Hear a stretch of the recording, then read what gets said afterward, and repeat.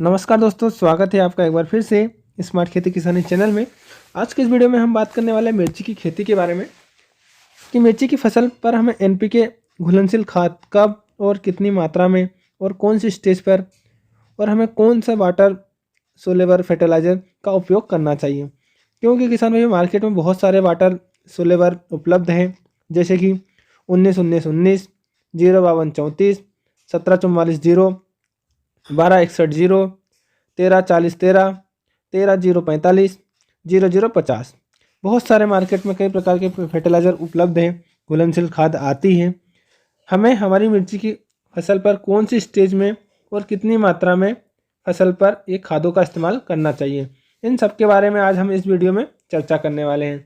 उससे पहले मैं रिक्वेस्ट करूँगा कि जो किसान भाई हमारे चैनल पर नए आए हैं, जिन्होंने अभी तक हमारा चैनल सब्सक्राइब नहीं किया हो, तो प्लीज़ सब्सक्राइब कर लें और बेल आइकन दबाएं, ताकि आने वाला जो भी मैं वीडियो अपलोड करूंगा उसका नोटिफिकेशन आपको मिल जाया करेगा। तो चलिए किसान भाइयों, इस वीडियो को बनाने का जो टॉपिक है या मकसद है कि हमारी मिर्ची की फसल है उसमें नाइट्रोजन का उपयोग कब करना चाहिए, फास्फोरस का उपयोग कब करना चाहिए और पोटेशियम का उपयोग हमें कब करना चाहिए। क्योंकि ये जो तीनों पोषक तत्व हैं ये बहुत महत्वपूर्ण है। हमारी मिर्ची की फसल या कोई सी फसल हो उसके लिए तीनों बहुत महत्वपूर्ण होते हैं।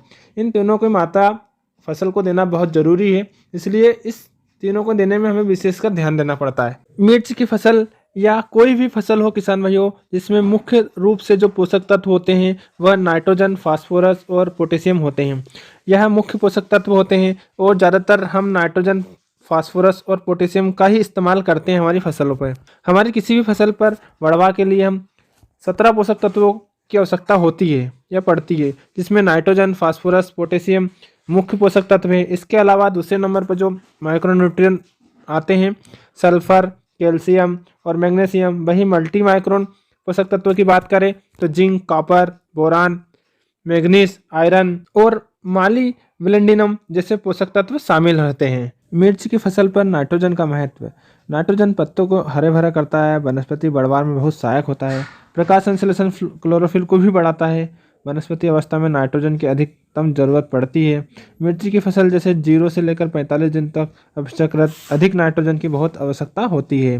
कुल मिलाकर नाइट्रोजन वनस्पति अवस्था में नाइट्रोजन की बहुत अधिकतम जरूरत होती है। वहीं अगर मैं बात करूं फास्फोरस की, तो फास्फोरस जो है हमारी फसल की जो जड़ों हैं उनको मजबूत करता है, तनों को भी मजबूत करने में सहायता प्रदान करता है, जड़ों का विकास करने में बहुत मदद करता है, फूलों की संख्या भी बढ़ाता है।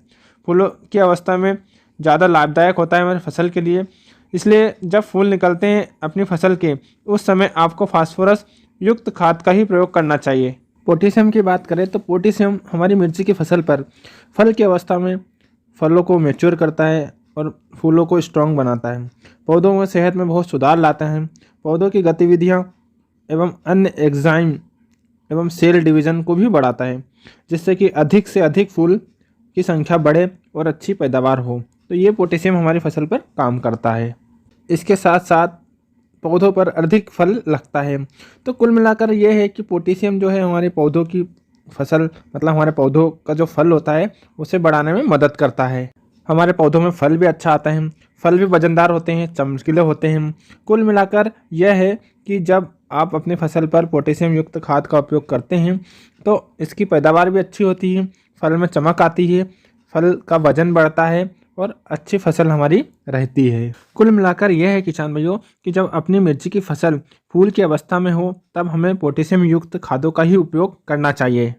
तो किसान भाइयों, मार्केट में कई प्रकार के वाटर सोलेबल फर्टिलाइज़र उपलब्ध है, तो हमें अपनी मिर्ची की फसल पर ध्यान रखना है कि कौन सी स्टेज पर और कब और कितनी मात्रा में और कौन सा फर्टिलाइज़र हमें उपयोग करना चाहिए। तो पहली स्टेज की बात करें, रोपाई से लेकर फूल आने तक की जो अवस्था होती है उस समय तक हमें हमारी फसल को नाइट्रोजन देने की बहुत आवश्यकता होती है।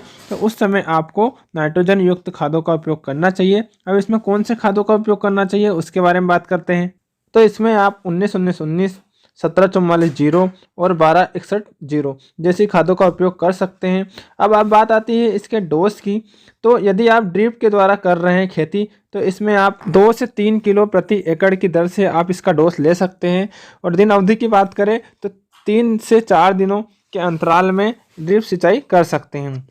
फ्लावरिंग स्टेज की बात करें, यानी जब मिर्च की फसल जो है वो फूल की अवस्था पर होती है, तो 0-52-34, 1744 और 1261 जैसी खादों का उपयोग आप कर सकते हैं। कुल मिलाकर यह है किसान भाइयों की मिर्च की फसल पर फ्रूटिंग स्टेज पर हमको पोटास बेस्ड खादों का उपयोग करना चाहिए। पोटास बेस्ड खादों का इस्तेमाल करने से मिर्च की फसल पर अधिक मात्रा में पौधों पर फल लगेंगे और हमारी उत्पादन अच्छी होगी, हमारी मिर्च वजनदार होगी, चमक अच्छी होगी और काफ़ी अच्छी लगेगी। तो फ्रूटिंग स्टेज पर आप पोटेशियम खादों का उपयोग कर सकते हैं। तो मिर्ची की फसल पर आवश्यकता अनुसार आपको घुलनशील खादों का उपयोग करना चाहिए, क्योंकि जब हमारी फसल छोटी होती है तो उसे कम न्यूट्रिशन की आवश्यकता होती है, कम पोषक तत्वों की आवश्यकता होती है, कम भोजन की आवश्यकता होती है। तो 2 से 3 किलोग्राम प्रति एकड़ की दर से आप दे सकते हैं। लेकिन जब आपका पौधा, आपकी फसल बड़ी हो जाती है तो आपकी फसल को अधिक भोजन की आवश्यकता होती है, अधिक न्यूट्रिएंट्स की आवश्यकता होती है और अधिक पोषक तत्वों की आवश्यकता होती है। तो जब आप फसल बड़ी हो जाती है तो फ्रूटिंग स्टेज पर होती है, तो आप जो खाद घुलनशील 2 से 3 किलो प्रति एकड़ दे रहे थे, वही खाद आप उसे बढ़ाकर 3 से 4 किलो प्रति एकड़ की दर से आप दे सकते हैं फ्रूटिंग स्टेज पर। तो किसान भाइयों, आपको आपकी फसल की आवश्यकता अनुसार ही आपको उर्वरक खादों का उपयोग करना चाहिए। यदि आप फर्टिलाइजर का उपयोग कर रहे हैं तो भी आपको आवश्यकता अनुसार ही उसका उपयोग करना चाहिए। अधिक डोज नहीं देना चाहिए, जितनी आवश्यकता हो फसल को उतना ही देना चाहिए। आवश्यकता अनुसार यदि नाइट्रोजन की आवश्यकता है तो नाइट्रोजन, यदि फास्फोरस की आवश्यकता है तो फास्फोरस, यदि पोटेशियम की आवश्यकता है तो पोटास। जितनी आवश्यकता है उतना ही आपको उपयोग करना चाहिए। आवश्यकता अनुसार आपको बीच बीच में लिक्विड माइक्रो न्यूट्रिशन या फिर ग्रेवल्स माइक्रो न्यूट्रिशन का भी प्रयोग करना चाहिए। हेमिक एसिड का भी आप उपयोग करना चाहिए। कैल्शियम युक्त खादों का भी उपयोग करना चाहिए। बोरान का भी उपयोग करना चाहिए। यदि आपके फल सही नहीं आ रहे हैं मिर्ची के, जैसे मिर्ची टेढ़ी मेढ़ी हो रही है, तो उसमें आप बोरान का भी उपयोग करेंगे तो आपके फल जो है वो सही आने लगेंगे। तो आज की इस वीडियो में यही थी सब कुछ जानकारी मिर्ची की खेती के बारे में, जो कि मैंने आपको पूरी डिटेल में बताई है। यदि आपको ये वीडियो पसंद आया हो तो इसे लाइक करें और साथ ही साथ मेरे चैनल को सब्सक्राइब करना ना भूलें। धन्यवाद।